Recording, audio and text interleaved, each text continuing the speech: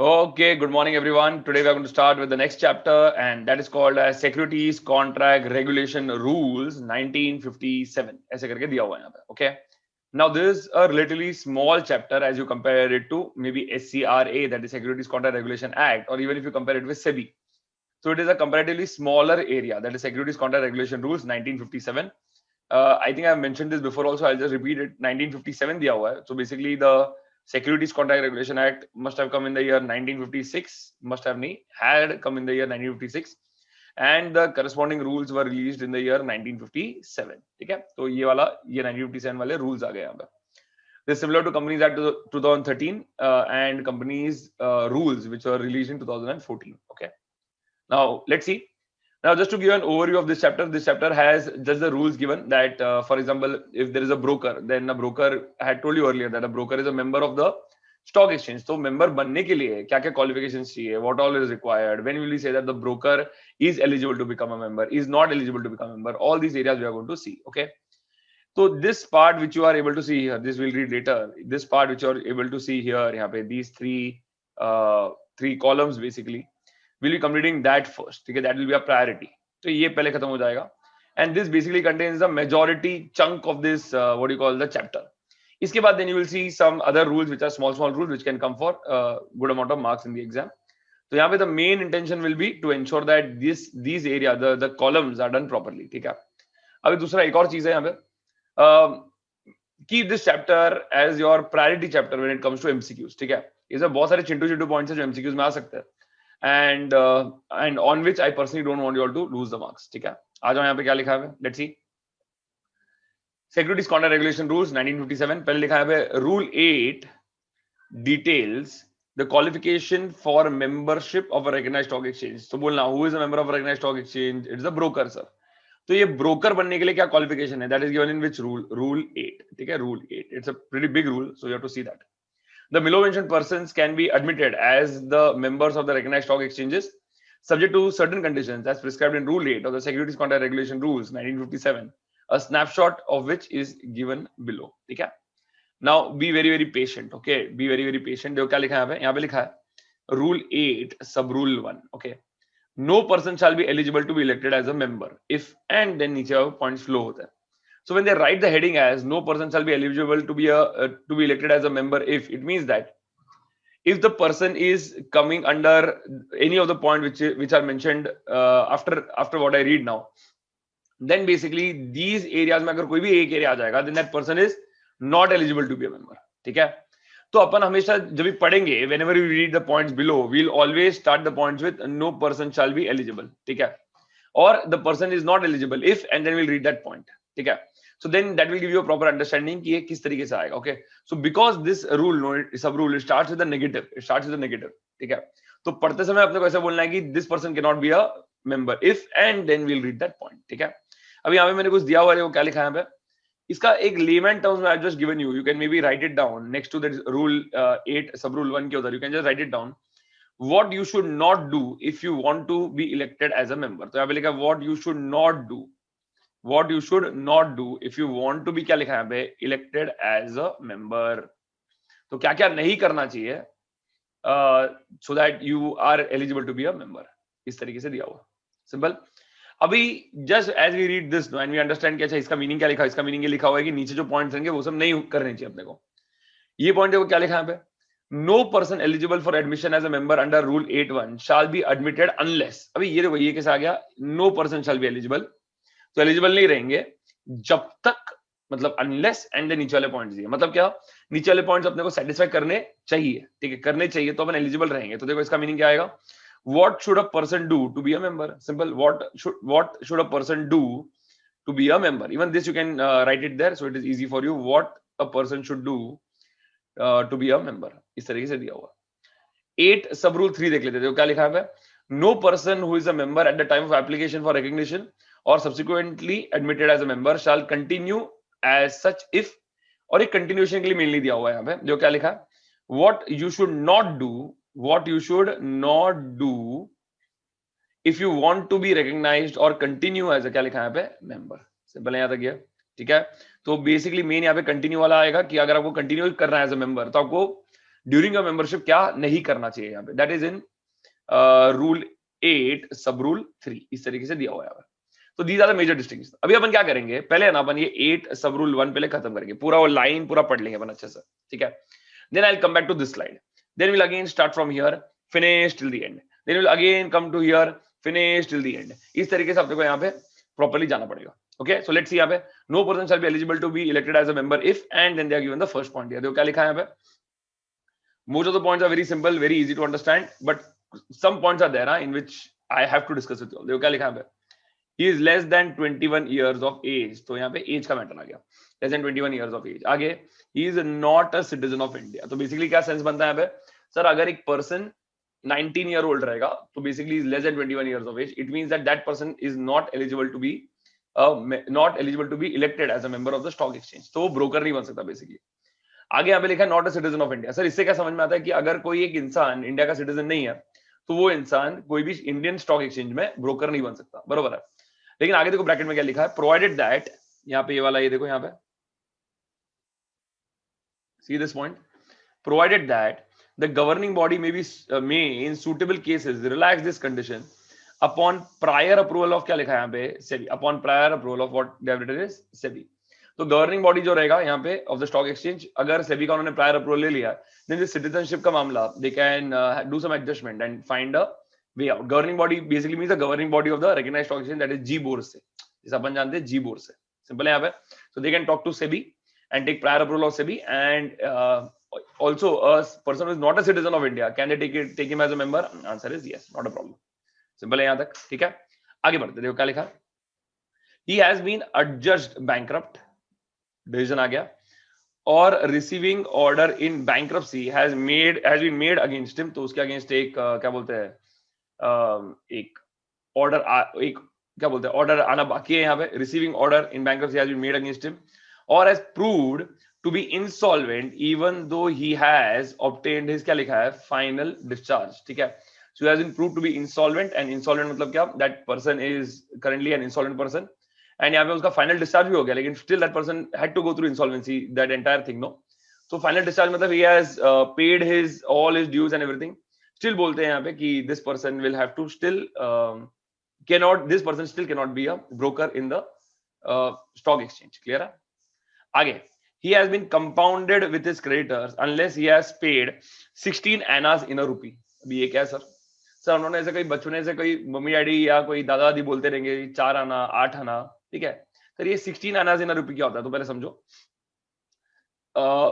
Before क्या बोलते हैं, the rupee was brought in, there was a what you call a currency तो rupee था, लेकिन क्या बोलते हैं, देयर वाज अ डिनोमिनेशन बोल सकते हैं which was smaller than that, ठीक है, जिसको अपन बोलते हैं एना, ठीक है, एना।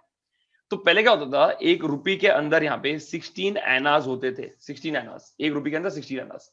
तो पहले we had something called as 50 paise, तो उसको अपन बोलते थे 8 आना, 8 आना मतलब 50 पैसे, बिकॉज अगर 1 रुपी is 16 annas, then 8 annas, 8 how do I say, 8 annas is basically called as 50 पैसे। वैसे 25 पैसे is equal to 4 आना, समझ में आ रहा है क्या बोल रहा हूँ मैं। Slowly what happened, जैसे the inflation came in, so all these smaller denominations kept on going out. So basically what happened is now 50 पैसे 25 पैसे is not even in existence, ठीक है, उतने का कोई अपने को कुछ मिलेगा भी नहीं, और वो मार्केट में सर्कुलेशन में भी नहीं है।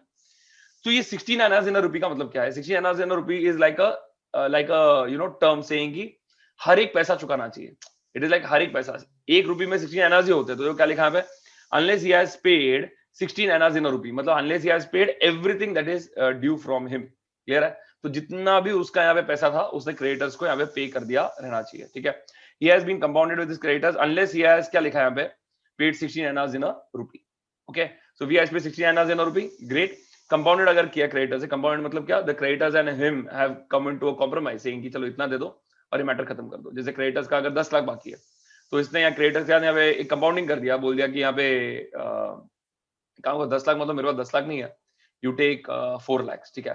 तो अभी इसका मतलब क्या है, देखो he has compounded with the creditors, so creditors का उसने कॉम्प्रोमाइज किया, because he has compromised, no, now he cannot become a member of the stock exchange, because remember the first part, no person shall, ठीक है, तो no person should have compounded with his creditors, ठीक है, और ये नहीं होना चाहिए। बट आगे लिखा है unless he has paid 16,000 rupees, मतलब unless he has paid everything to the creditor. तो अगर उसने क्रेडिटर को सब कुछ पे कर दिया है, एवरीथिंग मतलब 100% of the amount due to the creditor has been paid, there is no compromise at all, then they are saying that okay now you can be a member of the stock exchange. इस तरीके से बोला उन्होंने। Similar little tricky यहाँ पे, specially at 16 annas part you need to know little bit of history about the denomination of rupees. बोलो यहाँ तक क्लियर एकदम ये? Point number A, B, C, and D. First, tell me whether this is clear or not. Then I can move ahead. Point number A, B, C, and D. Clear यहाँ तक? Okay. Go very slowly, हाँ. Okay, go very slowly because ये अगर ये वाला area करोगे ये column अच्छे से, तो आगे ये कॉलम में कहीं बहुत जगह पे वहां पे रिपीटेशन भी है, ठीक है? जैसे जस्ट आई टेल यू, देखो क्या लिखा है, adjudged bankrupt, मिला adjudged bankrupt यहाँ पे, easy. Ceases to be a citizen of India, इस तरीके से लिखा हुआ है. So something which is very similar to the part we have already done. So do this column properly, so it will help you in the columns ahead. आगे देखते क्या लिखा? He has been convicted of an offense involving fraud and क्या लिखा है पे? Dishonesty. आगे एक सेकेंड, हाँ, तो एक सेकेंड, यहाँ पे convicted of an offense involving fraud. तो fraud में अगर पकड़ा गया है तो this person cannot be a broker, ठीक है? broker और sorry member in the recognized stock exchange. आगे लिखा हुआ है. अभी दिस पॉइंट इज जबरदस्त, तो एक अच्छे से पॉइंट को समझते, ठीक है? So everybody just pay attention here and see what I am trying to show you. देखो उन लोग क्या बोल रहे हैं कि अगर एक ब्रोकर रहेगा ना, if a person is a broker, no broker, then they don't want ऐसे पार्ट टाइम ब्रोकर जो थोड़ा बहुत ब्रोकिंग करता है, थोड़ा बहुत other business. For example if I am a business owner, okay, so I am running my own classes, so I cannot be a broker, because they will say कि boss नहीं, we want a person who is full time into broking. Client का call है, अपन बोलते नहीं यार lecture में हूं, बाद में अपन शेयर्स खरीद लेंगे. अरे how can this be done? वो तो प्राइस ऊपर नीचे फ्लक्चुएट होते ही रहना है यहाँ पे, client can go into loss. तो यहाँ पे लोग क्या बोल रहे थे, see if you are a broker then you should be a full time broker, नहीं तो ब्रोकर मत बनो. तो वो इंटेंशन से उन्होंने यहाँ पे ये वाला, ये जो एफ वाला पॉइंट है ना, ये बनाया यहाँ पे, ठीक है? तो फॉर दैट नो, एक बार खाली रीड कर लेते, देन यू विल ओनली सी कि यहाँ पे कितना इफ्स एंड बट्स है. याद रखना, we are starting with the word, क्या बोलता है, नो पर्सन हु इज. क्या बोल रहा हूं मैं? No person who is. तो अपन यहां बोलेंगे नो पर्सन और इज बोल दो, चलो. नो पर्सन, देखो क्या लिखा है, is engaged. And now will read. तो कैसे पढ़ेंगे? No person is engaged as a principal और employ in any business other than that of securities और commodity derivatives, except as a broker or agent, not involving any personal financial liability, unless he undertakes on his admission to sever his connection with such business. ठीक है? By chance अगर notes में server लिखा रहेगा ना, उसको server को निकाल के यहाँ पे सेवियर कर दो. सेवियर मतलब to cut off the ties, sever मतलब नाता तोड़ देना, ठीक है? कट ऑफ द टाइज, ठीक है? तो that's it, sever. Now if you see the negative which are there no here, जबरदस्त one point which can be given to a test to a student कि चलो इसको एनालाइज करो करके. देखो क्या बोल रहा हूं मैं, no person starts with the negative, then you are going to other than, मतलब इसके अलावा. So again it is going to that negative वाला area, except is again creating a negative, then not यहाँ पे आ गया which is again a negative, और माने unless आ गया which is again a negative. In such a small part, in just a one line, you can see how many, कितना इधर उधर जा रहा है यहाँ पे. तो पहले मेरे साथ स्लोली ये समझो किस तरीके से आएगा, then basically we'll read and then when you read it, no, you'll understand. ठीक है? तो स्लोली जाना मेरे साथ. देखो क्या बोल रहा हूँ मैं, very slowly, हाँ, very slowly. See this. Broker, no, they want a person who is a full time broker. So that is the main crux कि उन लोग क्या ढूंढ रहे हैं यहाँ पे. That is the main crux. What they are saying is कि ब्रोकर जो रहेगा ना यहाँ पे फुल टाइम ब्रोकर होना चाहिए. ऐसे नहीं कि कुछ और बिजनेस हैंडल करे, ये करे वो करे, ऐसा नहीं चाहिए उन लोग. तो आइए देखते हैं what they want. They are saying कि if the broker is involved with any business, ठीक है, if he is involved already with any business, और बाद में एप्लीकेशन दे रहा है यहाँ पे कि उसको यहाँ पे ब्रोकर बनना है यहाँ पे.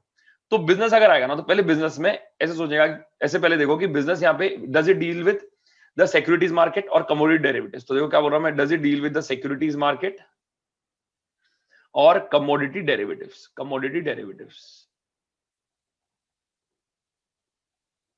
ठीक है? अगर उसका बिजनेस ही इस चीज का है तो बोल रहे हैं अरे ये तो पहले से अपने मार्केट में यहाँ पे. तो बोल रहे ऐसे इंसान को हम आपको पक्का यहाँ पे, you are satisfying this condition in relation to what you call, in relation to becoming a member of the stock exchange, because you are already in this business. आप पहले से यही कर रहे हो यहाँ पे. तो आपका ऐसे कोई और अलग बिजनेस नहीं है, आप सिक्योरिटी मार्केट, कमोडिटी डेरिवेटिव्स, वही बिजनेस से जुड़े हुए हो. तो अच्छी बात है. अभी ये बिजनेस का एक तो क्या, security market, commodity derivative business. Second यहाँ पे लिख रहा हूं मैं other business, so I am putting other business here. ठीक है? अदर बिजनेस जो कर रहा है ना ये, जैसे सिक्योरिटी मार्केट, कमोडिटी डेरिवेटिव के अलावा वो नहीं कर रहा है, वो कुछ अदर बिजनेस कर रहा है, लेकिन अदर बिजनेस में भी ना this person is involve in broking. Broking, broker है, ब्रोकिंग का बिजनेस है इसका। और यहाँ पे ब्रोकिंग के अलावा यहाँ पे लिख रहा हूं मैं, यहाँ पे other than broking, other than broking. अभी देखो हाँ क्या बोल रहा हूं मैं, अदर देन ब्रोकिंग। अब भी उन लोग क्या बोल रहे हैं यहाँ पे, ये ब्रोकिंग का बिजनेस में अगर वो इन्वॉल्व है, बेसिकली उसका अदर बिजनेस है, ही is not into securities market और कमोडिटी डेरिवेटिव्स, लेकिन वो ब्रोकिंग के बिजनेस में, ब्रोकिंग के बिजनेस में, ठीक है। अब ये ब्रोकिंग के बिजनेस में ना उसका कोई भी नो पर्सनल लायबिलिटी, मतलब खुद का पैसा लगाया नहीं है, खुद का पैसा लगाया नहीं है। सो into other business but he has not put his own money, तो यहाँ पे उसका खुद का पैसा लगाया नहीं है, तो नो पर्सनल लायबिलिटी यार, ठीक है। आगे ये लिखा है कि यहाँ पे this person is into broking, clear है। तो बोलते ये तो ब्रोकिंग कर रहा है, वैसे भी अच्छी बात है। तो अगर कोई सिक्योरिटीज मार्केट का कर रहा है तो ये यहाँ पे we'll give him the, because he is a broker पहले से। कोई अगर ब्रोकिंग कर रहा है तो चलो यहाँ पे ब्रोकिंग कर रहा है बट इन अंदर द बिजनेस, बट ठीक है ब्रोकर तो है, तो यहाँ पे we'll give him the access. तो basically this person can also be a member of the stock exchange, ठीक है, provided that he has no personal liability. क्या लिखा है, he has no personal liability. आगे लिखा है अगर कुछ अदर देन ब्रोकिंग रहेगा, देखो क्या बोल रहा हूं मैं, other than broking, other than broking some other business, example I am a professor, ठीक है, या तो फिर I am a businessman, और यहाँ पे बिजनेसमैन होने के साथ साथ मैं बोलता हूँ कि चलो मैं ब्रोकिंग करता हूँ, किसी क्लाइंट का कॉल आ गया, बोलूंगा अरे सॉरी लेक्चर चल रहा है बाद में कॉल करना, लेक्चर चल रहा है बाद में कॉल करना, दिन में 10 आवर्स 12 आवर्स हम taking lectures, so I will say कि अरे सॉरी लेक्चर चल रहा है बाद में कॉल करना, बाद में कॉल करना, बाद में कॉल करना, ये चल रहा है चल रहा है चल रहा है चल रहा है चल रहा है। क्लाइंट बोलेगा अरे ये तो मेरा काम ही नहीं कर रहा है यहाँ पे, तो उन लोग क्या बोल रहे हैं, and which is right also, see if I am a broker then I should act as a broker, नहीं तो client will lose the money, clear है यहाँ तक। तो what they are saying here is, see if you are involved in some other business that is other than broking, then you need to sever the ties, sever the connection with such business। Sever the connection मतलब नाता तोड़ दो ऐसे business से जो आपको broking से दूर रख रहा है, ठीक है। तो सेवियर द टाइज का मतलब क्या है, सेवियर द टाइज मतलब कि you leave that business and come into broking, ठीक है। So only if you leave that business then the stock exchange can give you membership, but if you are still involved in that business then the stock exchange can not give you membership because your already your head is in that business, then how can you focus in broking. Client का तो यहाँ पे loss होने का chance है, simple है। एक बार revise करते खाली अच्छे से, इसको ध्यान से सुनना है। यहाँ पे बिजनेस एक business, security market commodity derivatives रहेगा तो कोई प्रॉब्लम नहीं है, ठीक है, बिकॉज यू आर तो right in the heart of it, ठीक है। दूसरा अगर कोई अदर बिजनेस है वो भी ब्रोकिंग है, ठीक है, तो at least the functionalities is the same, तो ब्रोकिंग है जिसमें अपना कोई पर्सनल लायबिलिटी नहीं है, तो great, then you can enter this business, no problem. तो ये दोनों में परमिशन मिलेगा, ये दोनों में परमिशन मिलेगा। लेकिन लोग क्या बोल रहे हैं यहाँ पे कि अदर देन ब्रोकिंग वाला कुछ बिजनेस रहेगा ना, other than broking, then they are saying you have to sever the connection. अगर आपको यहाँ पे मेंबरशिप चाहिए तो अगर आप सेवियर द कनेक्शन करते हो, जैसे अदर देन ब्रोकिंग है और आपने सेवियर द कनेक्शन कर दिया, मतलब नाता तोड़ दिया, तो हम आपको यहाँ पे परमिशन देंगे। लेकिन अगर आपने नाता नहीं तोड़ा है तो आपको यहाँ पे परमिशन नहीं मिलेगा। Permission as in you will not be elected as a member of the stock exchange. चलो एक बार मुझे बोलना है यहाँ पे क्लियर, समझ में आया या नहीं आया, did you understand the meaning of it?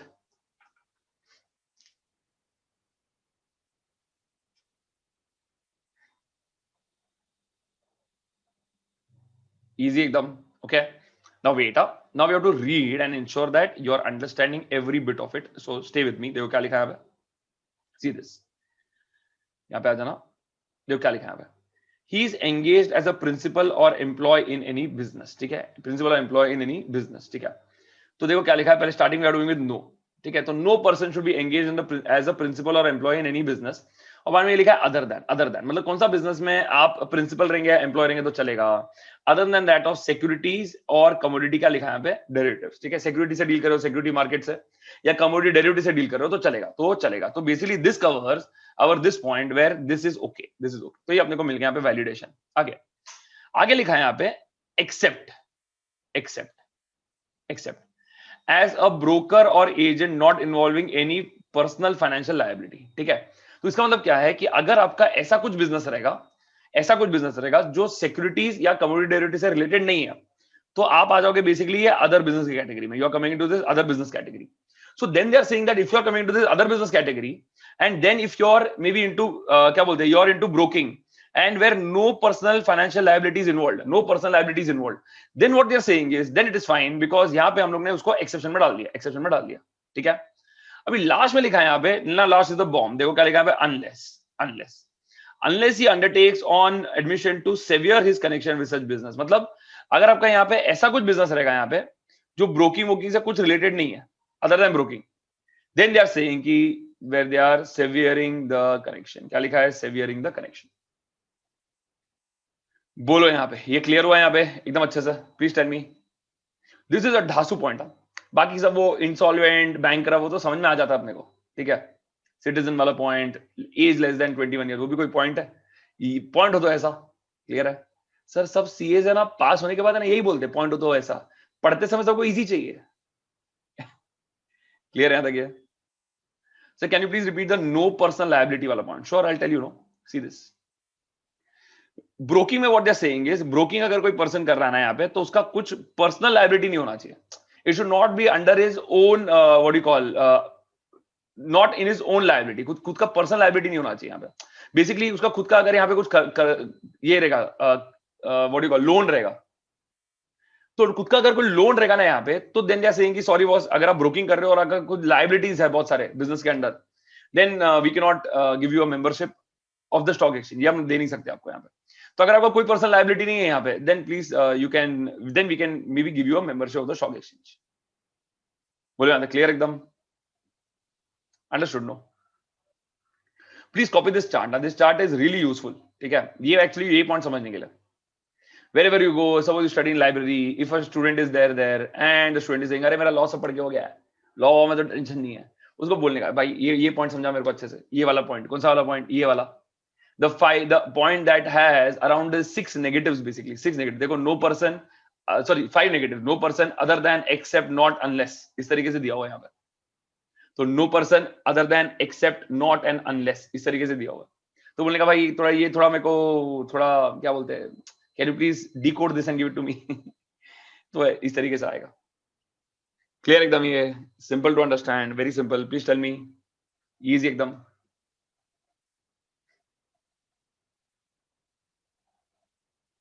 Perfect. Okay. Now go very slowly. Go very slowly. Okay. Now it is very easy. Now आगे वाला point easy पड़ेगा. Then if you have got a grip on this, then we can go ahead nicely. देखो क्या लिखा है. He has been at any time expelled or debarred as a defaulter. तो he is a defaulter by any other stock exchange. कोई और stock exchange ने लात मार दिया, तो आगे अपने stock exchange में यहाँ पे मांगने के लिए membership. तो अगर आपको कोई और stock exchange ने लात मार दिया और बोल दिया कि आप यहाँ पे डिबार हो, या तो फिर आपको एक्सपेल कर दिया क्योंकि आपने कुछ फ्रॉडलेंट कुछ काम किया रहेगा आपने, तो ऐसा आपने कुछ किया है, तो आपको यहाँ पे मेंबरशिप नहीं मिल सकता हमारे स्टॉक एक्सचेंज में भी.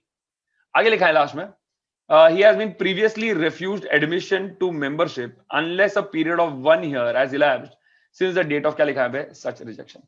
तो इधर लोग बोल रहे हैं यहाँ पे कि सपोज उसने पहले भी अप्लाई किया था to the stock exchange, but where there was some fault. For example, the member had come with maybe, उसका कोई डिफॉल्ट था यहाँ पे, one of these default, let's say इसका ये बिजनेस वाला काम था यहाँ पे, ये बिजनेस में था, and he was in this business, which one, this other than broking के बिजनेस में. ठीक है, and he was not ready to sever his connection so fast. ठीक है, तो उधर क्या बोल रहे हैं कि काम कर दो, अब ये कनेक्शन सेवियर होने के बाद, suppose I just give you a timeline तो it will be much more easy. देखो, एक इंसान है ना यहाँ पे अप्लाई किया था, और तभी पता चला कि उसका ये अदर देन ब्रोकिंग का कुछ बिजनेस है यहाँ पे. तो of course the stock exchange did not give him the membership का एक्सेस. तो उसको did not give him the membership basically. तो बेसिकली इसने क्या किया यहाँ पे, इसने बोला कि ठीक है, आपका रिक्वायरमेंट क्या है कि मुझे सेवियर करना पड़ेगा ना कनेक्शन. ठीक है, मुझे थोड़ा टाइम दीजिए, मैं मेरा बिजनेस निपटा देता हूँ यहाँ पे. तो उसने अपना बिजनेस निपटा दिया यहाँ पे. So in this gap which I am showing here, उसने अपना बिजनेस निपटा दिया यहाँ पे. He wrapped up his business. ठीक है, और बिजनेस निपटाने के बाद यहाँ पे he again comes to the stock exchange here. ठीक है, कि boss I have broken my ties, now please give me the permission. तो यहाँ पे बेसिकली स्टॉक एक्सचेंज क्या बोलेगा, देखो बॉस, अब लास्ट टाइम जब परमिशन मांगने आए थे ना, उसके बाद 1 साल के बाद ही आप आ सकते हो हमारे पास. तो you can basically come to us on this date because this will complete how many years? This will complete 1 year, and after this 1 year is over, you can come to us, and after this, and only after that we can give you the permission. ठीक है, तो जब भी आपने previously apply किया था और जब भी आप बाद में अप्लाई कर रहे हो, देयर शुड बी क्या लिखा है, gap of how many years, 1 year. देखो क्या लिखा है, he has been previously refused admission to membership unless a period of 1 year has elapsed since the date of, क्या लिखा है, such rejection. क्लियर यहाँ तक ये? Now that's what I'm telling you in this chapter. In this chapter, no, you need to be focused on the small points. See this यहाँ पे, a period of, क्या लिखा है यहाँ पे, 1 year can come as an MCQ. ठीक है, यहाँ पे अपन देखते हैं कि in this point, where did that go? 21 years यहाँ पे. Then you are looking at this 16 annas in a rupee. ये पे कर देना चाहिए अपने को. ठीक है, ये पे कर देंगे तो प्रॉब्लम ही नहीं है. Correct. You're right. The query is right. Your understanding when you're writing this is correct.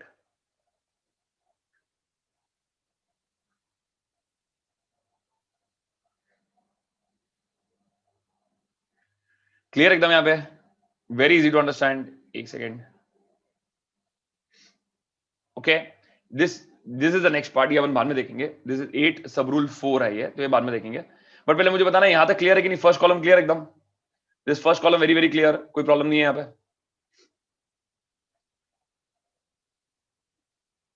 Please tell मी.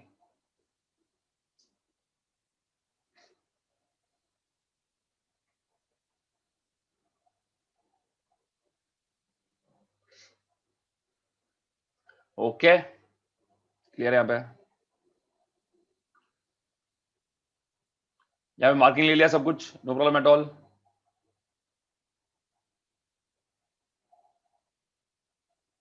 ठीक है. अभी याद कैसे करना है ये बहुत सिंपल है. तो you have to remember a simple code which I am giving you. बहुत ही सिंपल है, इससे सिंपल नहीं हो सकता कुछ भी. यहाँ पे लिख देता हूं मैं, so it is easy for you to then assimilate and keep it in one place. Okay, so tell me. आपका कोड आएगा यहाँ पे ABCDEF. क्या आएगा? ABCDEF. सिंपल. ठीक है. ए से आएगा एज, तो यहाँ पे अपन कवर कर रहे हैं एज. ये रहा एज एज एज एज. ठीक है. बी से आएगा यहाँ पे बैंकरप्ट, तो अपन ये पॉइंट पहले ले रहे हैं, तो ये आएगा यहाँ पे बैंकरप्ट. सिंपल है. बी से आएगा बैंकरप्ट. सी से आएगा 2 पॉइंट्स. देखो क्या लिखा है यहाँ पे. पहले आएगा यहाँ पे compounding, sorry citizen, and B second आएगा यहाँ पे कंपाउंडिंग. क्या आएगा यहाँ पे? कंपाउंडिंग. तो ये आएगा आपका यहाँ पे सी स्क्वायर. ठीक है. Citizen and compounding. Okay. D से अपना पॉइंट आएगा यहाँ पे, दैट इज डिसऑनेस्टी और फ्रॉड. तो यहाँ पे लिख रहा हूँ डिसऑनेस्टी एंड फ्रॉड के लिए अगर कन्विक्ट कर दिया किसी को तो that will dishonest and fraud. ठीक है. यहाँ पे आपका मेन पॉइंट याद आएगा डिसऑनेस्ट एंड फ्रॉड करके. ठीक है. दैट इज डी वाला point. I hope you are putting the numberings. हां, तो यहाँ आएगा यहाँ पे 1, यहाँ पे आएगा ये 2, यहाँ पे you can put this as 3, this as 4 and this as currently 5. Okay. E से यू विल गेट यहाँ पे 3 पॉइंट्स, 2 पॉइंट्स बेसिकली. ई से आएगा you have to start with engaged. तो अपन क्या बोलेंगे? He is engaged as a principal और employ in any business other than securities or commodity derivatives. वो पॉइंट हो गया. And in that other business, he is a broker or an agent and not having any personal liability. या तो फिर if there is another business, ठीक है, where he is not a broker, then where he is not a broker, he has severed the connection with that business. Then he can be given a, क्या बोलते हैं यहाँ पे, he can be given the membership of the stock exchange. ठीक है. तो ये जो है ना यहाँ पे अपन चालू करेंगे इसको एंगेज के साथ. बट आई अंडरस्टैंड कि एंगेज सर मेन यहाँ पे एंगेज नहीं है. यहाँ पे मेन है कि किस तरीके से सारे पॉइंट्स याद करें. तो I am telling you 100% that you have to remember this chart properly. तो भले अपन यहाँ पे एंगेज्ड लिखे, यहाँ पे एंगेज्ड इन बिजनेस को मेन पकड़े, but you need to know this chart for writing the points. ठीक है. तो ये वाले पॉइंट को सिर्फ स्टार मार्क करना, और ये वाला अपना है एंगेज वाला point. This I am taking it as E. ठीक है. ई से एक और आएगा यहाँ पे एक्सपेल्ड और declared as a defaulter. Expelled और declared as a defaulter. Simple यहाँ तक है. ओके. एंड यहाँ पे लास्ट में लिखा है पीरियड ऑफ 1 ईयर. तो यहाँ पे ना मैंने ये टाइम पास किया मैंने कुछ भी. यहाँ पे मैंने लिखा है रिफ्यूज्ड, तो ऐसे बोलेंगे अपन यहाँ पे refused admission for 1 year. Refused admission for 1 year. ठीक है. रिफ्यूज्ड एडमिशन रहेगा तो एक मिनट आओ. रिफ्यूज एडमिशन 1 ईयर मतलब जब से अपना एडमिशन रिफ्यूज हुआ है तब से लेकर 1 साल तक we can not be given membership again. उसके 1 साल के बाद ही अपन वापस एलिजिबल हो जाएंगे मेंबरशिप के लिए. ठीक है. तो रिफ्यूज्ड का I need that F. Refused का आई नीड दैट एफ. और ये बिकॉज अपन ये अजीब तरीके से लिखा ना, तो you will remember it also. ठीक है. Take it as a challenge. You will remember it also, don't worry. तो यहाँ पे आ जाएगा अपना ये रिफ्यूज्ड. ठीक है. एक बार खाली बोल देते हैं. पहले क्या आएगा यहाँ पे एज. ठीक है. बैंकरप्ट. ये आएगा सिटीजन एंड कंपाउंडेड. ठीक है. डी से आएगा योर डिसऑनेस्ट या तो फिर डिसऑनेस्ट एंड फ्रॉड. ई से आएगा 2, एक तो एंगेज वाला आएगा, दूसरा एक्सपेल्ड वाला आ जाएगा, और एफ से आ जाएगा रिफ्यूज्ड. एंड रिफ्यूजल अगर होगा तो 1 साल के लिए अपने को मेंबरशिप नहीं मिल सकता. बोलो यहां तक क्लियर एकदम? ये please give me a confirmation in the chat area. Please tell me. Very easy.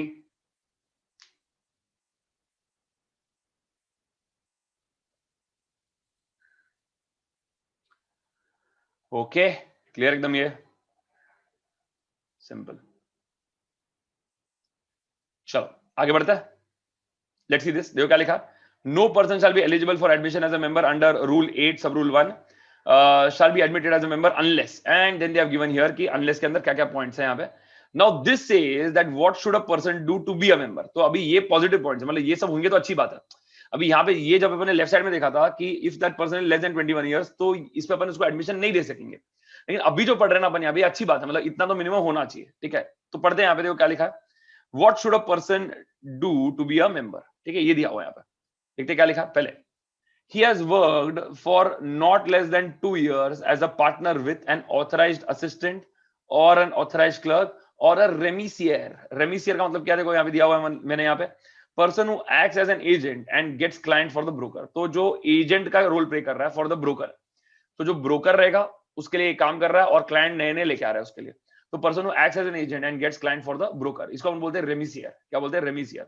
तो ये आदमी ऐसे होना चाहिए जिसने मिनिमम यहाँ पे 2 साल एज अ ऑथराइज्ड असिस्टेंट या तो ऑथराइज्ड क्लर्क या रेमिसियर और अप्रेंटिस वर्क किया। अप्रेंटिस मतलब एज एन इंटर्न, ठीक है, टू अ मेंबर। तो एक मेंबर के लिए उसने ऐसा काम किया रहेगा, तो so that person can gate, क्या बोलते हैं, कैन गेट, बेसिकली अपन ये प्रूव कर रहे हैं कि इसके पास यहाँ पे the experience is there.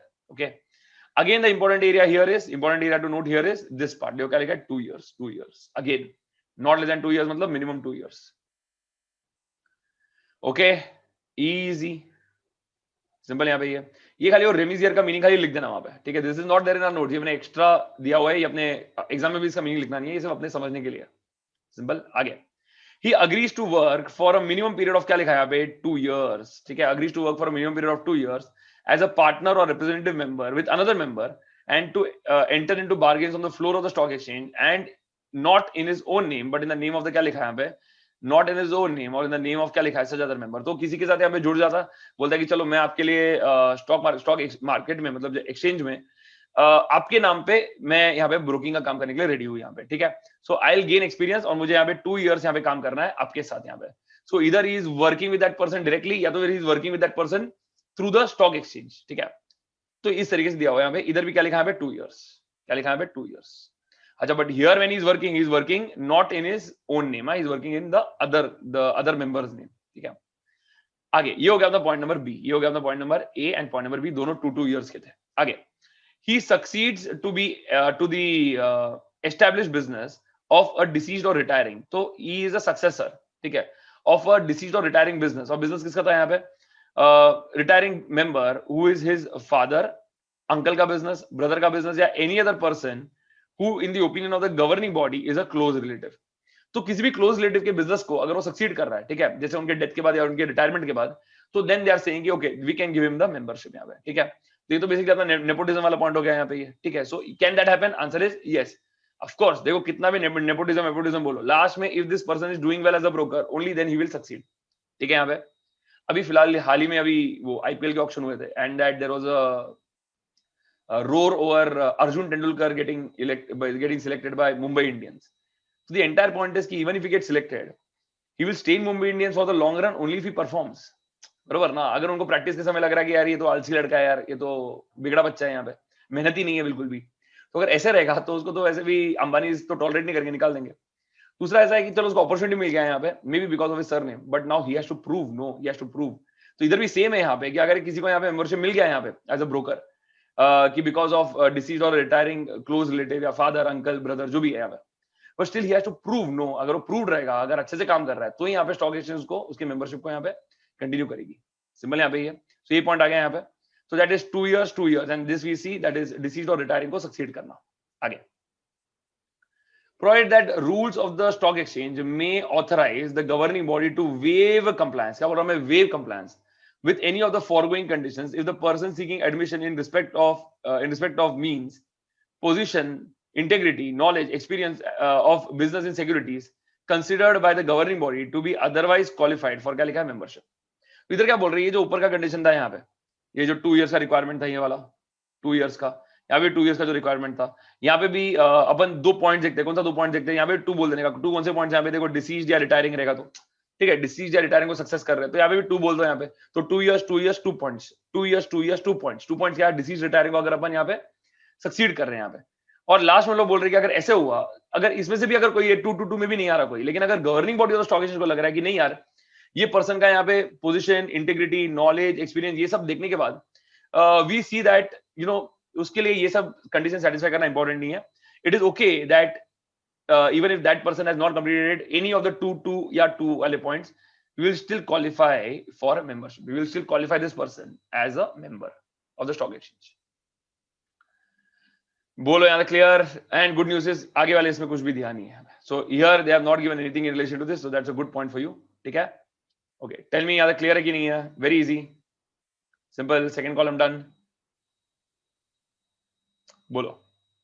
Easy, clear एकदम. ये नो डाउट्स. ठीक है, 2 + 2 + 2. तो यहाँ पे अपन बोल रहे हैं यहाँ पे 2 + 2 + 2. सो 2 + 2 + 2 क्या है यहाँ पे? 2 + 2 + 2 इज नथिंग बट 2 years और रेमिजियर, या तो very acting as a what you call that apprentice, मतलब एक तरीके से इंटर्न, रेमिजियर. यहाँ पे बात कर रहे हैं यहाँ पे ऑथराइज्ड असिस्टेंट, ऑथराइज्ड क्लर्क, इस तरीके से यहाँ पे वर्ड यूज किया है. 2 साल के लिए वैसे काम कर रहा है, या तो फिर 2 साल के लिए वो स्टॉक एक्सचेंज में काम कर रहा है लेकिन किसी और मेंबर के नाम से. ठीक है यहाँ पे. So that member has given him the permission कि चल तू काम कर ले मेरे नाम पे.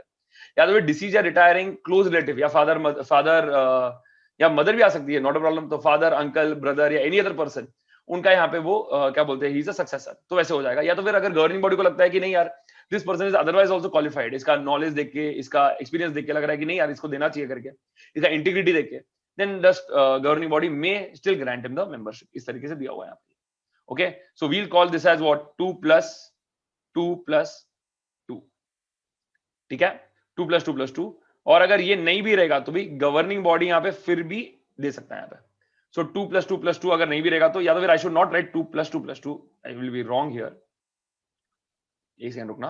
आई विल राइट 2 और 2 और 2. ठीक है, तीनों कंडीशन में से कोई भी सेटिस्फाई अपन कर रहे हैं तो उसमें आ जाएगा 2 और 2 और 2. क्लियर है? और अगर वो सेटिस्फाई भी नहीं हो रहा है यहाँ पे, if that is also not getting satisfied, तो क्या आ जाएगा यहाँ पे? ये that is basically governing body के ऊपर आ जाएगा ये. Okay, simple. Please tell me. Completely okay, completely clear.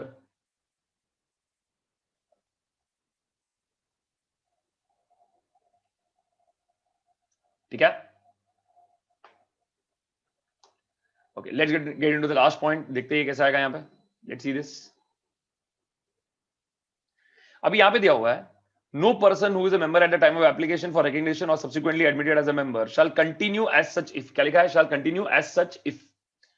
what you should not do if you want to be recognized or continue as a, क्या लिखा है member. तो आपको क्या करना चाहिए ताकि आपको यहाँ पे आपको क्या नहीं करना चाहिए कंटिन्यू करने के लिए? मतलब अगर आपने इनमें से नीचे में से कुछ कर दिया तो आप कंटिन्यू नहीं कर सकते. ठीक है यहाँ पे. तो what you should not do, तो ये अगेन ये नेगेटिव आ गया. This similar to what we had seen in here, what we had seen here. इससे ये सिमिलर रहेगा बिकॉज यहाँ पे भी था कि जो अपने को नहीं करना चाहिए, यहाँ पे भी लिखा है जो अपने को नहीं करना चाहिए. ये वाला पॉइंट था क्या? जो अपने को करना चाहिए. 8 सब रूल 2 था जो अपने को करना चाहिए यहाँ पे. ठीक है, this condition we should satisfy. देखते हैं, आइए यहाँ पे क्या लिखा हुआ है. Let's see. जो क्या लिखा है, he ceases to be a citizen of India. So here they have said that he ceases to be a citizen of India. ठीक है सर, ये पॉइंट तो अपन ने पहले भी देखा था कि अगर ये यहाँ पे सिटीजन ऑफ इंडिया नहीं रहेगा यहाँ पे, और यहाँ पे लिखा है कि अगर वो कंटिन्यू कर रहा है as a member and he ceases to be a citizen of India, जैसे वो कोई और कंट्री का भी सिटीजन हो गया यहाँ पे, तो लोग क्या बोल रहे हैं, सर इसको हम लोग एज अ ब्रोकर निकाल देंगे क्या? आंसर इज हाँ, he will not B a member of the stock exchange. But यहाँ पे एक पॉइंट है, देखो अगर ये सिटीजन ऑफ इंडिया पहले से ही नहीं था, और वो बाद में सिटीजन ऑफ इंडिया, मतलब वो बना ही नहीं बाद में क्योंकि पहले से नहीं था, और पहले उसको परमिशन मिल गया था, पॉसिबल है क्या? यस सर, हमने यहाँ पे एक पॉइंट देखा था, गवर्निंग बॉडी यहाँ पे प्रायर अप्रूवल लेगी सेबी का, तो then still that person can get membership of the stock exchange even though he is not a citizen of India. Sir ये हमने यहाँ पे देखा था रूल 8 सब रूल 1 में. तो यहाँ पे भी देखो क्या लिखा है, सिमिलर लिखा है. देखो क्या लिखा है, provided nothing herein shall affect those who are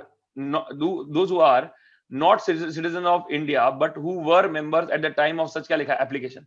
मतलब जो पहले से सिटीजन ऑफ इंडिया नहीं थे लेकिन उन्होंने एप्लीकेशन दिया था एंड उनको देखो क्या लिखा है यहाँ पे, उनको एडमिशन मिल गया था, they were admitted under the provisions of rule 8 sub rule 1 clause B, which is exactly this clause. देखो क्या लिखा है, रूल 8 सब रूल 1 का क्लॉज बी, और ये तो रूल 8 सब रूल 1 है ही ना यार दोस्त, this rule 8 sub rule 1 and this is clause B.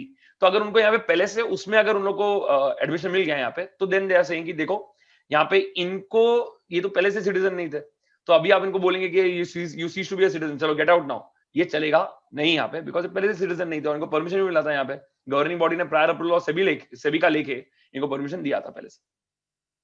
Clear है? तक आगे लिखा है यहाँ पे rule 8 sub rule 1 clause B, subject to their complying with all the other requirements of this rule. तो ठीक है, बाकी सब रूल्स उन्होंने कंप्लाई किया हुआ है. ओके, सेकंड देखिए क्या लिखा है यहाँ पे लिखा हुआ है, a judge bankrupt or is receiving the order in bankruptcy is made against him or is proved to be, क्या लिखा है insolvent. ठीक है, is proved to be insolvent. आगे लिखा हुआ है यहाँ पे, he is convicted of an offense involving, क्या लिखा है, fraud or dishonesty. ठीक है, now you can see similar points here coming up. The person either as a, देखो ये भी similar point, a person either as a principal or an employee in any business other than that, क्या लिखा है यहाँ पे, commodity securities or commodity derivatives except as a broker not involving any personal financial liability, और यहाँ पे दिया हुआ है provided that, और मैंने नीचे के पॉइंट्स अपने को पढ़ने, ठीक है।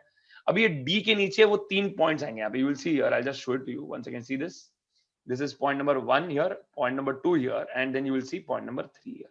इस तरीके से उन्होंने यहाँ पे 3 पॉइंट्स दिए हुए, और ये तो बाद में अलग अलग पार्ट ही चालू हो जाता है यहाँ पे, तो ऐसे 3 पॉइंट दिए हुए।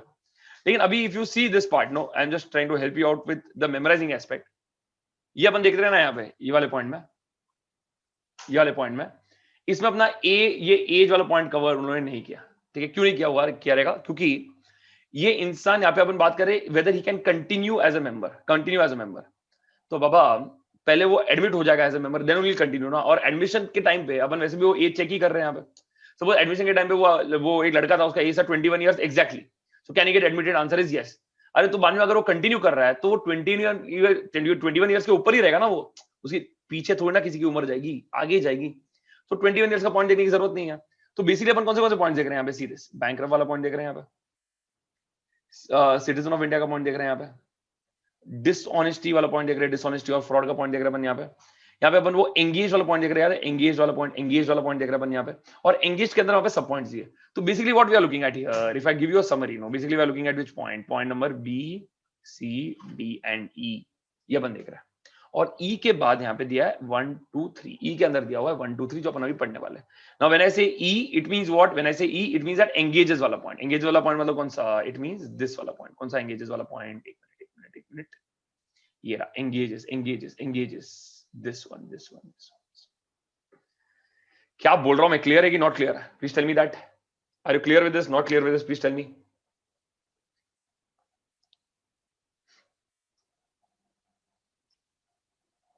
परफेक्ट,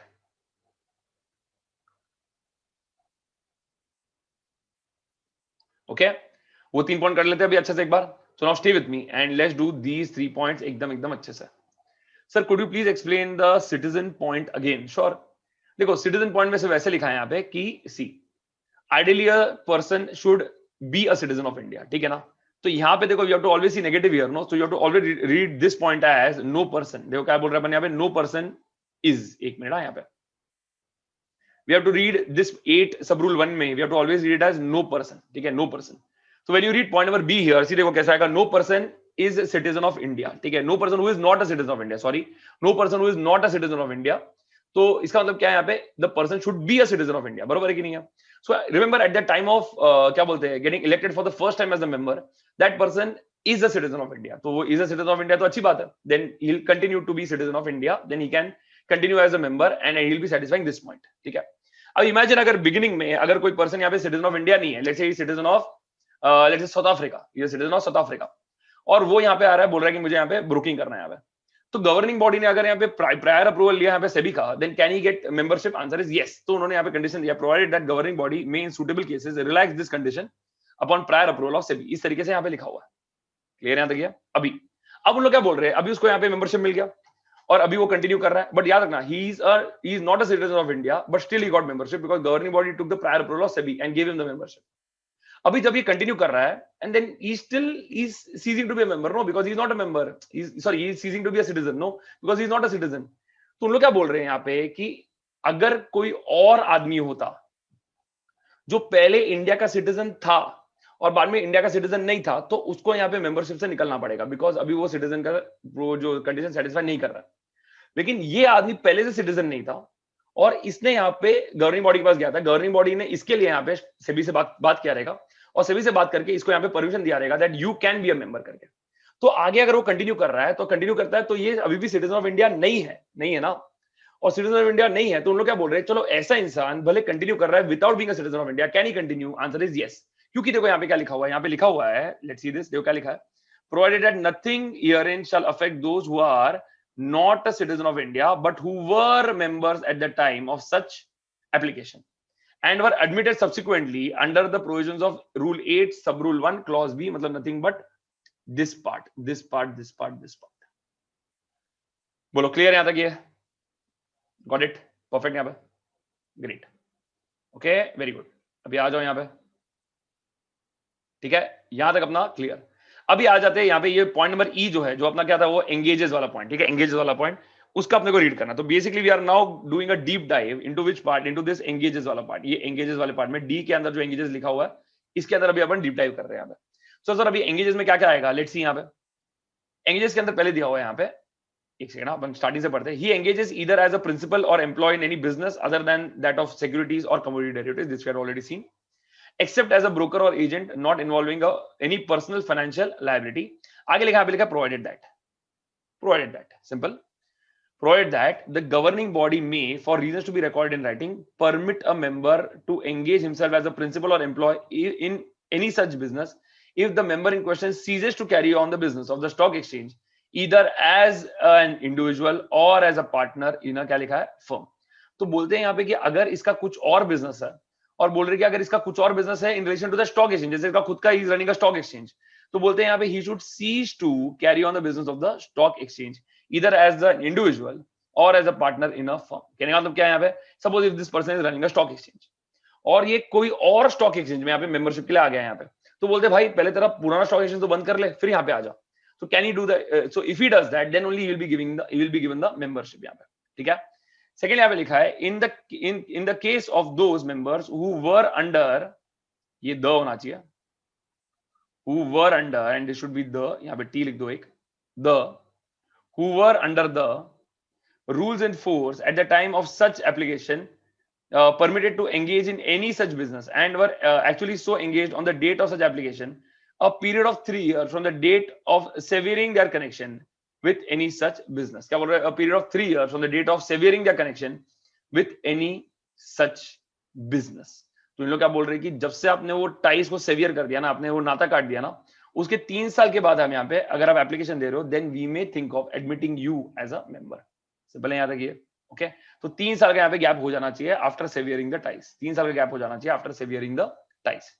आगे लिखा है यहाँ पे, nothing herein shall affect the members of a recognised stock exchange which are, क्या लिखा है, corporations, body corporates, companies, institutions referred to in items A to N of proviso to rule sub rule 4। ठीक है, तो सब rule 4 में उन्होंने यहाँ पे A to N करके पॉइंट्स दिया हुआ है, and there will be seeing कि यहाँ पे अगर ये मेंबर्स अगर क्या बोलते हैं, if they are members of such recognized stock exchanges and they are part of what corporations, body corporate, corporation खुद है, body corporates है, companies है, institutions है, they are themselves the members of the stock exchange। तो उन लोग क्या बोल रहे हैं यहाँ पे, ये जो मैटर है इनको अफेक्ट करेगा नहीं, basically they will be given the membership, they will be given the membership, इस तरीके से दिया हुआ है। बोलो क्लियर यहां तक? ये इजी, दैट इज एंगेजेस वाला पॉइंट, एंगेजेस वाला point. Please tell me, give me a confirmation, यहां तक simple? Okay, everyone please tell me, easy, clear? ये दिया basically. Now what have we done now sir? अभी तक अपने क्या किया मेहनत इस चैप्टर में? We have done rule 8 sub rule 1, rule 8 sub rule 2, rule 8 sub rule 3, इस तरीके से अपन ने यहाँ पे कवर कर दिया इसको। इसके मैंने कोड्स भी दे दिए यहाँ पे, codes are very easy. In fact many of these areas are actually covered in these areas also. तो ऐसा नहीं है कि मेहनत यहाँ पे डबल बार करना है, मेहनत एक ही बार करना है अपने को यहाँ पे। तो और ये वाला पॉइंट अलग से आएगा, ये 2 और 2 और 2 वाला, which is also very easy to remember. तो खाली इसमें थोड़ा मेहनत कर लेंगे ना, तो अपने को इसमें ग्रिप आएगा। वेरी वेरी इंपॉर्टेंट फॉर, क्या बोल रहा हूँ मैं यहाँ पे, एमसीक्यूज। एमसीक्यूज में बहुत इंपॉर्टेंट, क्योंकि मेनी एरियाज यू सी यहाँ पे 2 इयर्स मेंशन किया हुआ है, 21 इयर्स है यहाँ पे, और छोटे छोटे छोटे छोटे बहुत सारे पॉइंट है, 16 एनाज इन अ रुपी। ठीक है, तो ये बहुत लोगों को पता नहीं रहता, तो इसके लिए खाली इसमें खाली फोकस करके अच्छे से कर देंगे तो हो जाएगा यहाँ पे। ठीक है, and very important point was this point which we had seen, ये एंगेजेस वाला पॉइंट बहुत ही सही पॉइंट है, मस्त पॉइंट है, क्लियर है यहाँ पे, जिसमें एक्चुअली थोड़ा दिमाग लगता है कि यहाँ पे किस तरीके से फंक्शन करेगा लॉ का एक्चुअल रीडिंग, कौन से स्टूडेंट का कितना स्ट्रॉन्ग है ना, that will become clear if the student is able to answer this वाला पार्ट प्रॉपर्ली। ठीक है, ये पॉइंट नंबर, ये जो क्लॉज एफ है यहाँ पे 8 sub rule 8 sub rule 1 clause F, ये अगर स्टूडेंट का अगर पक्का हो गया यहाँ पे, तो अगर ये स्टूडेंट बोल पाता है कि हाँ इसमें एक्चुअली ऐसे होगा ऐसे होगा, तो ये एक इंडिकेशन दे देगा कि ये स्टूडेंट का यहाँ पे ग्रिप सॉलिड है लॉ के सब्जेक्ट में या लॉ के लैंग्वेज में। ओके परफेक्ट, बोलो यहाँ तक क्लियर एकदम? ये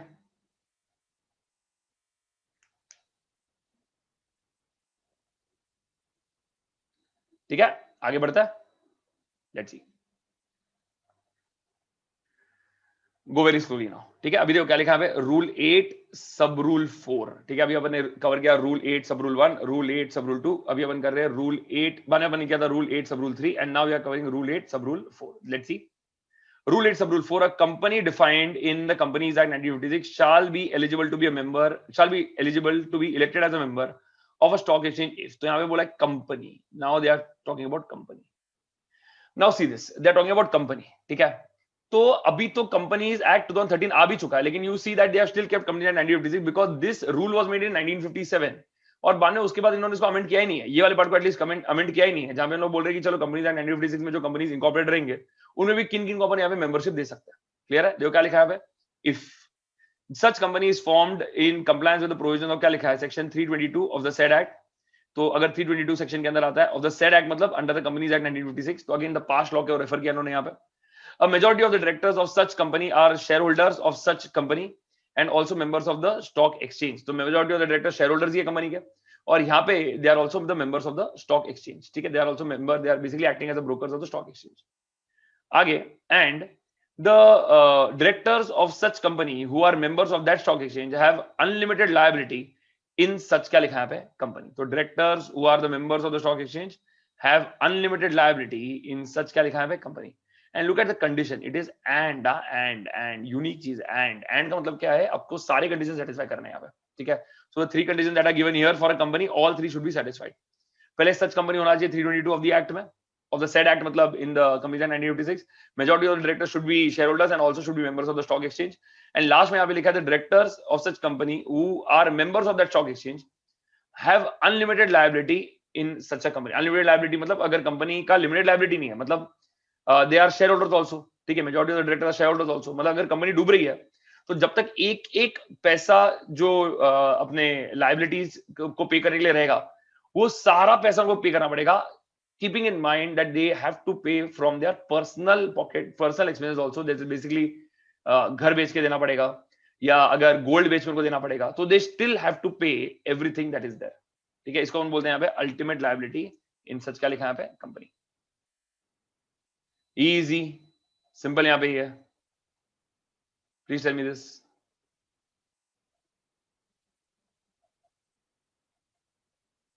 ओके, आगे, according to proviso to sub rule where SEBI makes a recommendation in this regard, the governing body of the stock exchange shall, in relaxation of the requirements of this clause, as member the following corporations, bodies, companies or institutions namely, and then they are given that entire list। याद है अपने को, अपने देखा था यहाँ पे N तक, ए से लेकर एन तक, ये कहाँ देखा था सर, ए से लेकर एन तक, सर यहाँ देखा था, आइए देखो यहाँ पे देखा था अपने यहाँ पे ए से लेकर एन और प्रोवाइजो टू सब रूल 4, तो वही देख रहा अपन यहाँ पे ए से लेकर एन। तो इन शॉर्ट का देख लेते हैं इसमें क्या क्या आएगा, देखिए क्या लिखा है यहाँ पे, इंडस्ट्रियल फाइनेंशियल कॉर्पोरेशन, यहाँ पे उसके बारे में लिखा है यहाँ पे, एक मिनट, ये गलती से इंडस्ट्रियल करके आया है, प्लीज मेक इट इंडस्ट्रियल यार, तो अजीब हो जाएगा यहाँ पे, please make it industrial, genuine error. आगे लिखा है यहाँ पे industrial development bank of India IDBI, और ऊपर है यहाँ पे बेसिकली ऑफ कोर्स IFCI, यहाँ पे लिखा है IDBI। आगे लिखा है यहाँ पे insurance company registered by the Insurance Regulatory Development Authority under the Insurance Act 1938। Then they are giving यहाँ पे Unit Trust of India UTI, बाने Industrial Credit and Investment Corporation of India, basically you know this by the name of ICICI, बराबर है कि नहीं है। आगे लिखा है यहाँ पे subsidiary of any of the corporation और company specified in the above and any subsidiaries of the State Bank और in nationalised bank set up for providing merchant banking और सिमिलर सर्विसेज। इसमें लिखा है यहाँ पे any bank included in the second schedule of the Reserve Bank of India Act 1934। आगे लिखा है यहाँ पे एग्जिम, जो क्या लिखा है यहाँ पे import export bank of India.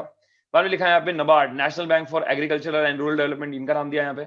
आगे दिया यहाँ पे your national housing bank of employees provident fund, ठीक है, national housing bank employees provident fund. आगे दिया हुआ यहाँ पे एनी पेंशन फंड रजिस्टर्ड और अपॉइंटेड और regulated by the pension fund regulatory and development authority.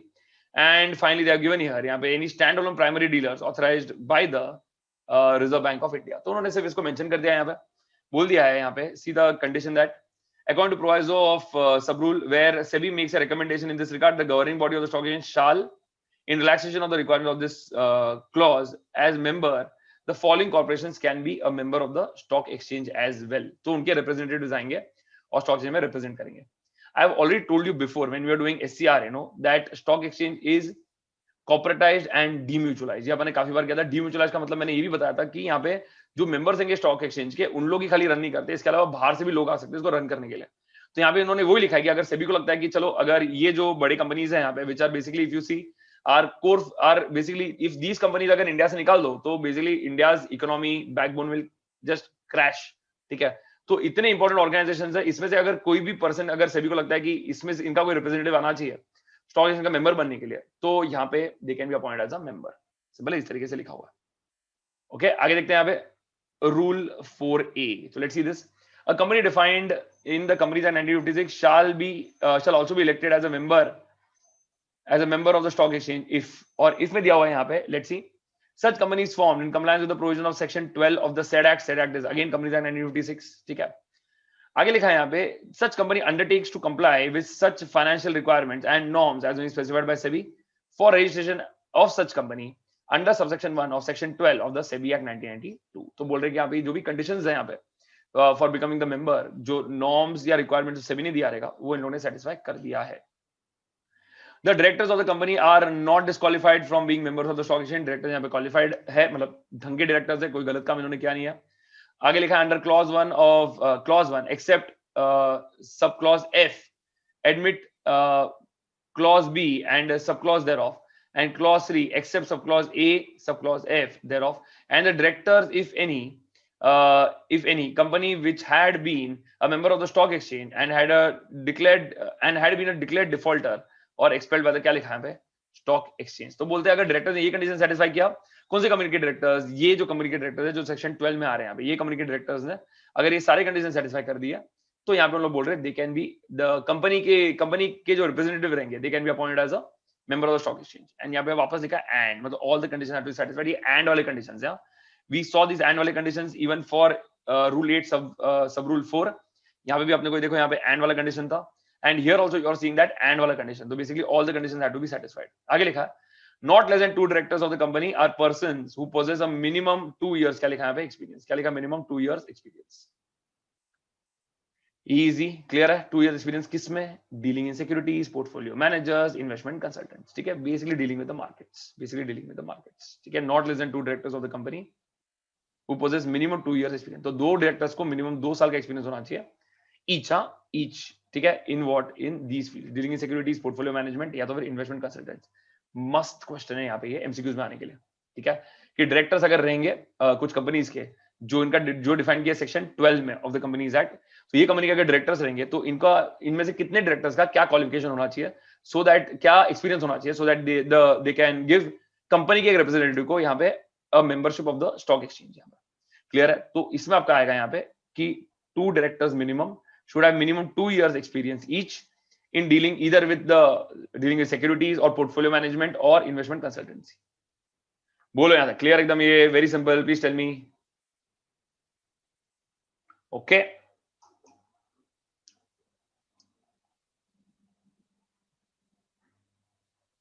Perfect,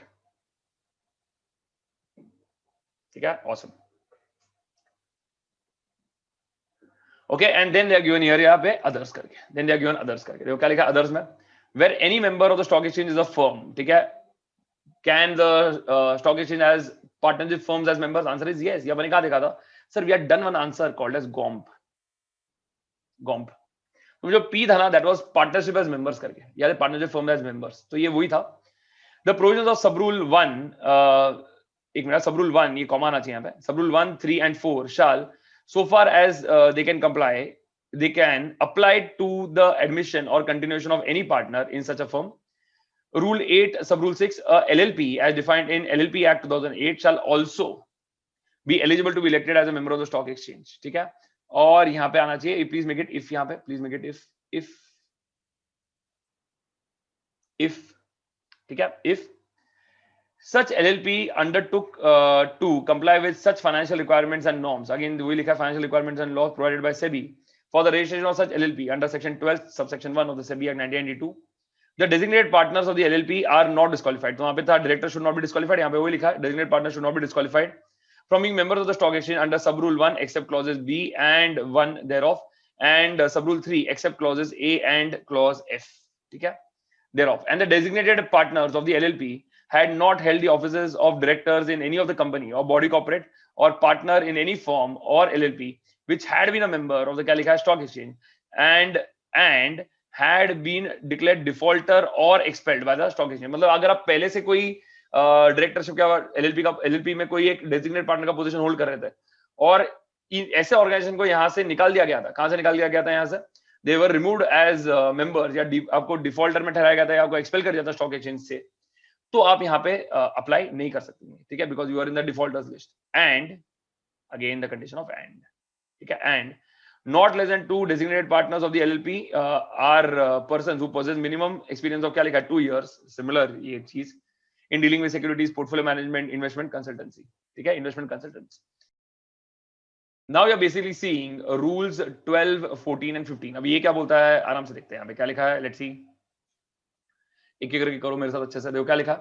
The recognized stock exchanges are bound to work in a prescribed manner. The Securities Contract Regulation Rules 1957 state that every stock exchange is required to follow the following rules, ठीक है, following rules इनको follow करना चाहिए. पहले audit of accounts of members, तो यहाँ पे उन्होंने ये लिखा है, the corresponding rule states that every member, rule 12, every member shall get its accounts audited by a chartered accountant whenever such audit is required by, क्या लिखा है यहाँ पे, SEBI.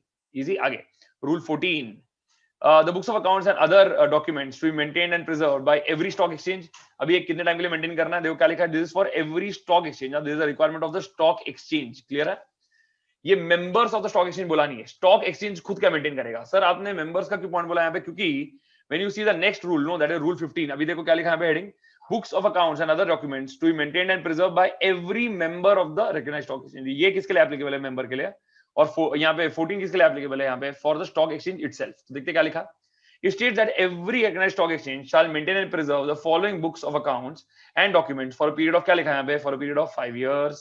Simple. आगे minute books of the meetings of, पहले लिखा है यहाँ पे members, governing body, any standing committee or committees of the governing body or of the general body of the, क्या लिखा है यहाँ पे, members, governing body, any standing committee or committees of the governing body or of the general body of the, क्या लिखा है यहाँ पे, members. तो उनका कुछ अगर कमिटी रहेगा बेसिकली जो फंक्शनिंग में हेल्प करता है, तो उनका भी हम लोग मिनट बुक मेंटेन करेंगे. मिनट बुक मतलब ऑफ कोर्स ना, मीटिंग होने के बाद उसका एक मीटिंग में क्या क्या हुआ वो अपन लिखते हैं मिनट बुक में. ओके, आगे लिखा है register of change, register of change if it's a firm, तो फुल नेम, एड्रेसेस, एंड बाद में आएगा where any member of the stock exchange is a firm, full names and addresses of all the partners shall be shown. आगे लिखा है register of authorised clerks, register of remisiers of authorised और remisiers of authorised assistants. तो बेसिकली अगर कोई अपना रेमिजियर मतलब पता था ना, जो अपना एजेंट के तौर पे काम कर रहा है यहाँ पे. आगे लिखा है यहाँ पे record of the security deposits, margin deposit book, ledger, journals, cash book, bank passbook, ये सब हम लोग मेंटेन करेंगे for how many years, for 5 years that they have given. 5 years मतलब ये वाला 5 years. इजी यहाँ तक ये सिंपल टू अंडरस्टैंड यहाँ पे. So that is what they have given in relation to a stock exchange. अब सर मेंबर को क्या मेंटेन करना पड़ेगा, देखो क्या लिखा है, books of accounts and other documents to be maintained and preserved by every member of the recognised stock exchange. Books of accounts to be maintained and preserved by the member for how many years, 5 years. पहले register of transaction, client register, register of transaction को एक there is a market term called सौदा book, ठीक है, तो वो लोग बोलते हैं जो सौदा जो हुआ वो, सौदा मतलब डीलिंग जो हुआ वो.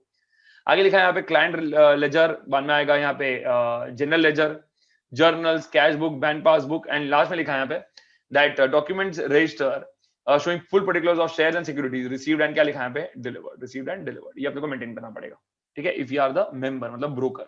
ओके, अभी आगे लिखा है books of accounts to be maintained and preserved for 2 years. Books of accounts to be maintained for how many years, for 2 years. ये जो था ये था books of accounts by every member, और ये बुक्स अपन मेंटेन कर रहे for how many years, 5 years. ये कौन मेंटेन कर रहे मेंबर्स. अभी देखो क्या लिखा है books of accounts to be maintained and preserved for a period of 2 years. तो ऑफ कोर्स सर जो 5 years के जो डॉक्यूमेंट्स रहेंगे ये अलग रहेंगे, जो अपन यहाँ पे देख रहे हैं, register of transaction, client ledger, general ledger, journal, cash book, bank passbook, documents that show that what shares and securities have been received और रिसीव्ड एंड डिलीवर्ड. और ये जो डिटेल्स रहेंगे अलग रहेंगे. अभी ये डिटेल्स क्या है, ये है निटी-ग्रिटी स्मॉल डिटेल्स. जो क्या लिखा है members contract book showing full details of all contracts entered into by him with other members of the same exchange or counterfoils or duplicates of memos of confirmation issued to such other members. इस तरीके से उन्हें दिया हुआ है यहाँ पे. That is basically all contracts. आगे लिखा है यहाँ पे counterfoils or duplicates of contract notes issued to client. counterfoil मतलब जो अपन जो उनको एक क्या बोलते हैं कॉन्ट्रैक्ट नोट देंगे बोलने की हमने ये ट्रांजैक्शन किया, उसका एक कॉपी जो हमारे पास रहेगा उसको हम बोलते हैं काउंटरफॉइल. इसका एक और नाम है डुप्लीकेट्स करके. आगे लिखा है यहाँ पे written consent of clients in respect of क्या लिखा है कॉन्ट्रैक्ट्स एंटर्ड इनटू एज क्या लिखा है प्रिंसिपल्स. ठीक है, entered into as principals. This we have done in SCRA. ठीक है, where the members act as principals. ठीक है. The provisions of the act state that the central government or SEBI has certain powers which it can exercise on the working of the recognized stock exchanges. And यहाँ पे लिखा है let us discuss these provisions in detail. वो ठीक है यहाँ पे. तो यहाँ पे दिया हुआ है which can exercise on the working of the क्या लिखा है recognized stock exchange. So working of the recognized stock exchange. Simple है यहाँ पे. So this they have to maintain for how many years? For 2 years. ये अच्छे से याद करो. Because if there an MCQ is asked and they ask कि books of accounts यहाँ पे कितने टाइम के लिए मेंटेन करना है, ठीक है, बाय अ मेंबर, और बाद में आ गया for 2 years which document have to be maintained by the member for 2 years. So 100% यहाँ पे ये जो मेंबर्स कॉन्ट्रैक्ट बुक है ना यहाँ पे this can come as an option. ठीक है, और वो एक ऑप्शन रहेगा और बाकी लोग ये 5 years का ऑप्शन देंगे. तो they can give you client ledger, journal, bank passbook, ऐसे 3 ऑप्शन दे दिया और क्वेश्चन पूछा था कि कौन सा अपने को 2 साल के लिए मेंटेन करना है मिनिमम. तो आपका यहाँ पे आंसर आना चाहिए यहाँ पे that is that members contract book should be the answer. ठीक है, तो you should clearly able to distinguish 5 साल के लिए क्या है और 3 साल के लिए क्या क्या है. बोलो यहाँ पे क्लियर है? Please tell me.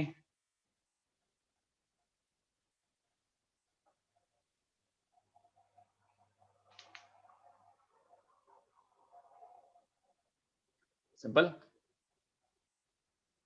ओके, ठीक है. क्या आगे देखते हैं यहाँ पे देखो सेक्शन 6 रेड विथ क्या लिखा है rule 17A. Section 6 read with rule 17 है. यहाँ पे लिखा है periodical returns and inquiries. Furnishing of periodical returns relating to its affairs by every recognised stock exchange.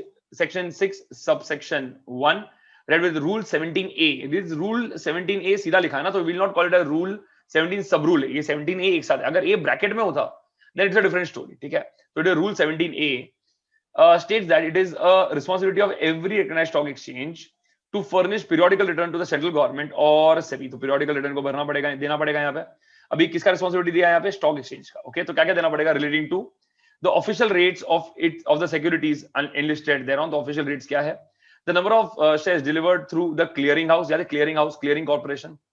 आगे दिया यहाँ पे द मेकिंग अप प्राइस. आगे दिया यहाँ पे क्लियरिंग हाउस के प्रोग्राम्स क्या क्या है यहाँ पे, किस तरीके से उन लोग यहाँ पे how do they function. The number of securities listed and delisted during the क्या लिखा है previous 3 months की कितने shares securities company लिस्ट किया delist किया. The number of securities brought on or removed from the forward list during the क्या लिखा है previous 3 months. ठीक है, तो अपने किसको which we securities we brought in किसको अपने remove कर दिया during the previous 3 months. आगे लिखा है यहाँ पे any other matter as may be specified by Securities Exchange Board of India. ऐसे उन्होंने करके दिया हुआ है. Okay, so again some list of points which they have given that every recognized stock exchange must comply with.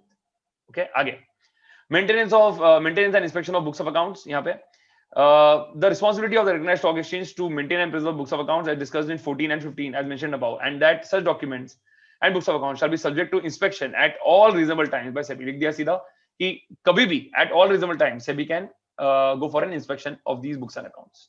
ठीक है यहाँ पे. आगे order passed. Order passed section 6 subsection 3 read with rule 16 position that SEBI may in the interest of trade or in public interest. ये अपना याद है पुरानी बात TIP trade interest public interest में. Okay, issue an order to.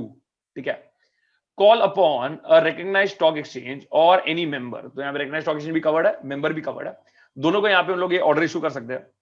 Thereof to furnish in writing such information or explanation relating to the affairs of the stock exchange or of the members in relation to the stock exchange as the SEBI may inquire, or appoint one or more persons to make an inquiry. Appoint one or more persons to make an inquiry in the prescribed manner in Rule 16 in relation to the affairs of the governing body. ये दो होना चाहिए, to the affairs of the governing body of the stock exchange, और यहाँ पे दिया हुआ है the affairs of any of the members of the stock exchange in relation to the stock exchange. So basically they are telling कि यहाँ पे the SEBI can खुद call upon the information. तो यहाँ पे खुद के बारे में लिखा है SEBI ने, खुद के बारे में बताया SEBI का, that is call upon the recognized stock exchange or any member.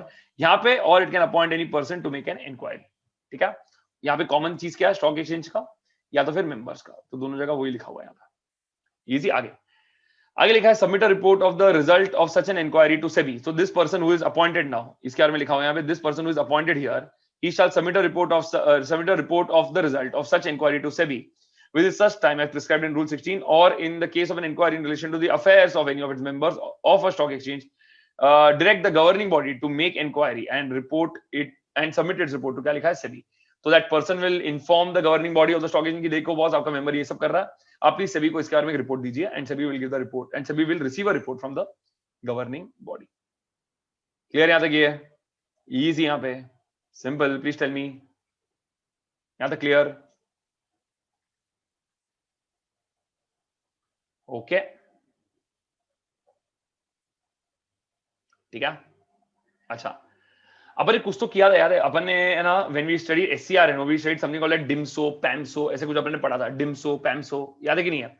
Section 6, यहाँ पे पीरियोडिकल रिटर्न्स अपन फाइल करते हैं एंड सेबी इंस्पेक्शन अगर करता है और बोलता है कि हाँ we should call upon such information and the information has to be given by डिम्सो पैम्सो, वो सब लिखा था. तो उसी का करस्पॉन्डिंग देखो क्या लिखा है यहाँ पे, production of books of accounts and document. The provision of section 6 shall also state that where an inquiry in relation to the affairs of the stock exchange or affairs of its members in relation to the stock exchange has been undertaken under subsection 3. तो ये वही है subsection section 6, मतलब now we are entering the section. No, तो section मतलब ये basically आ गया, this is part of SCRA, that is Securities Conduct Regulation Act. तो ये वही लिखा है, तो basically एक तरीके से रिपीट हो गया. So you can just read it here also. जो क्या लिखा है, every director, manager, secretary, other officer of the stock exchange, वही है. आगे लिखा है every member of the stock exchange. If the member of the stock exchange is a firm, then every PAMSO, partner, member, secretary or other officer of the firm, and every other person or body of persons who has had dealings in the course of business with any of the persons mentioned in clauses A, B, and C, whether directly or indirectly. ठीक है? So this is basically from SCRA, because यहाँ पे क्या mention किया हुआ है, section number. That is section number लिखा है section 6, subsection 4. ठीक है? Actually अपन ने पहले cover कर दिया when we did SCRA. Okay? आगे लिखा है यहाँ पे shall be bound to produce before the authority making the inquiry all such books of accounts and other documents in his custody or power relating to or having a bearing on the subject matter of such inquiry, and also furnish the authorities within such time as the case may be, as may be specified, with any such statement or information relating thereto as may be required by, क्या लिखा है, as may be required of him. तो जो भी उनका requirement है कि ये बुक चाहिए, ये इंक्वायरी करना है, जो भी लोग कर सकते हैं यहाँ पर. ओके, ऑफ डिम्सो पैम्सो, member of the stock exchange, ये सब आ जाएगा यहाँ पे. क्लियर यहाँ तक? ये सिंपल, यहाँ पे इजी टू अंडरस्टैंड. आगे बढ़ते एक बार, ठीक है. अभी लिखा है section 7, again section 7 which we had seen in SCRA, that was annual report. बराबर है कि नहीं है? बट यहाँ पे एक रूल कनेक्ट हो रहा है यहाँ पे, दैट इज कॉल्ड रूल 17. ठीक है, इसके बारे में लिखा है, और ये रूल 17 का ये एक्स्ट्रा पॉइंट है ना, इसके लिए आ गया था. यहाँ पे also no in this production of जो अपन बुक्स ऑफ अकाउंट्स देख रहे हैं यहाँ पे, there are some extra areas यहाँ पे जो ये रूल 16 का दिया हुआ है. ठीक है, that is why this part is coming, जो अपन रूल 16 का देख रहे हैं यहाँ पे. ठीक है, यहाँ पे अपन इंक्वायरी कर रहे हैं यहाँ पे किसका, स्टॉक एक्सचेंज का या मेंबर का, या तो फिर अपन किसी पर्सन को अपॉइंट कर रहे हैं यहाँ पे इंक्वायरी करने के लिए of the stock exchange of the member. ठीक है, तो ये बेसिकली रूल 16 का मामला है, but it is connected to rule 6, that is why it is part of this chapter also, that is SCRR. Actually matter SCRA का ही है, that is rules, that is section 6. ठीक है, सिमिलरली यहाँ पे this matter is also in relation to section 7. ठीक है, which we had seen in SCRA, but उसका जो करस्पॉन्डिंग रूल्स है that is basically in rule 17 here. देखिए क्या लिखा, annual reports to be furnished to CG by the stock exchanges. देखो क्या लिखा, the provision states that every recognized stock exchange shall furnish a copy of the annual report to the central government, which shall contain the particulars as prescribed in क्या लिखा है, rule 17 of the Securities Conduct Regulation Rules 1957.